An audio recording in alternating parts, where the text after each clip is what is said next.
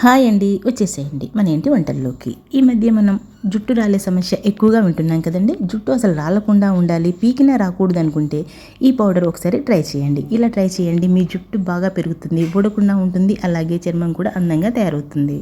మరి అదేంటో ఎలాగో చూద్దామా.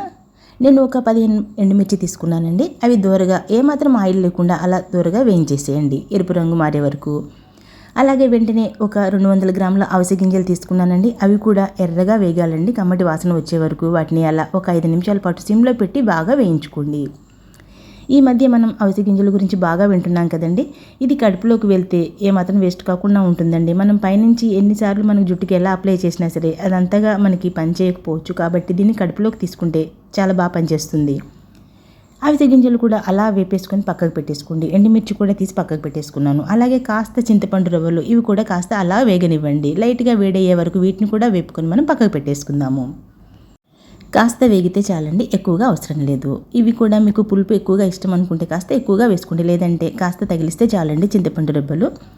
ఇవి కూడా వేపేసుకొని మనము ఆ అవిసె గింజలు ఎండుమిర్చి తీసుకున్న ప్లేట్లోనే వేసేసుకోండి. వేరువేరుగా ఏ ప్లేట్లు వాడకండి, ఒకే ప్లేట్లోకి అన్నీ ఒకేసారి తీసేసుకుందాము.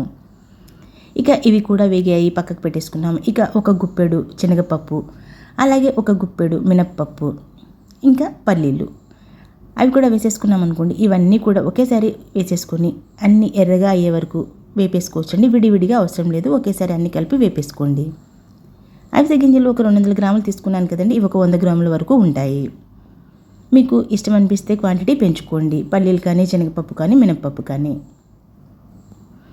అలా ఎర్రగా దూరగా వేగే వరకు ఇవి కూడా వేపేసుకొని వాటితో పాటు అదే ప్లేట్లోకి వీటిని కూడా తీసేసుకోండి. అంతే అండి, వేయాల్సినవన్నీ వేసాము. ఇక కరివేపాకు ఒక్కటి తగిలించామనుకోండి కంప్లీట్ అయిపోతుంది. ఈ కరివేపాకు కూడా ఒక గుప్పెటి తీసేసుకొని అదే పొడి కళాయిలో అలా వేపేసుకోండి, పచ్చిదనం పోయే వరకు. ఆయిల్ అస్సలు అవసరం లేదండి, ఆయిల్ ఏమాత్రం వాడట్లేదు. చూసారు కదా, అన్నీ మనం పప్పు దినుసులు కాబట్టి అందులోనే ఆటోమేటిక్గా ఆయిల్ ఉంటుంది పల్లీలలో, కాబట్టి అవసరం లేదు. మీరు కావాలంటే నువ్వులు కూడా వేసుకోవచ్చండి. నేను నువ్వులు వేయలేదు, ప్రస్తుతం అయితే నేను నువ్వులు వేయలేదు, మీరు నువ్వులు కూడా వేసుకోవచ్చు. ఇక కరివేపాకు కూడా వేపేసి అది పచ్చిదనం పోగానే అది కూడా తీసేసి అందులో వేసేసుకుందాము. అన్నీ వేపిన ఆ ప్లేట్లోకి తీసేసుకోండి. మీకు కావాలంటే కరివేపాకు కూడా కాస్త ఎక్కువగా తీసుకోవచ్చండి. ఆ ఫ్లేవర్ ఇష్టం లేకపోతే కాస్త తక్కువగా వేసుకోండి. వేగిపోయాయండి, ఇక ఇవి కూడా తీసేసి ఆ ప్లేట్లో వేసేసుకుందాము. చూసారు కదా, ఇలా తుంపితే తినిగిపోవాలి, అప్పటి వరకు వేపుకోండి. కాస్త జీలకర్ర, ఉప్పు, అలాగే కారం, సరిపడా ఉప్పు, జీలకర్ర కూడా. వెల్లుల్లి వేయలేదండి, వెల్లుల్లి అవసరం లేదు. కారం కూడా ఒక 2 స్పూన్స్ వేసుకున్నాను, ఎందుకంటే ఎండుమిర్చి తక్కువ వేసానని చెప్పాను కదా. కారం ఒక 2 స్పూన్స్ వేసుకున్నాను, అంతే అండి. ఇక ఇవన్నీ కలిపి ఒక మిక్సీ గిన్నెలోకి తీసుకొని ఆడించేసామనుకోండి, అంతే, మనకి కావాల్సిన కమ్మని అవిసె గింజల పౌడర్ రెడీ అయిపోతుంది. ఇక దీన్ని మనం రోజు మీరు వేడన్నంలో కానీ చద్దన్నంలో కానీ ఒక 2 స్పూన్స్ వేసుకొని ఫస్ట్ ముద్దులో అలా ఒత్తుగా తినేసేయండి అండి.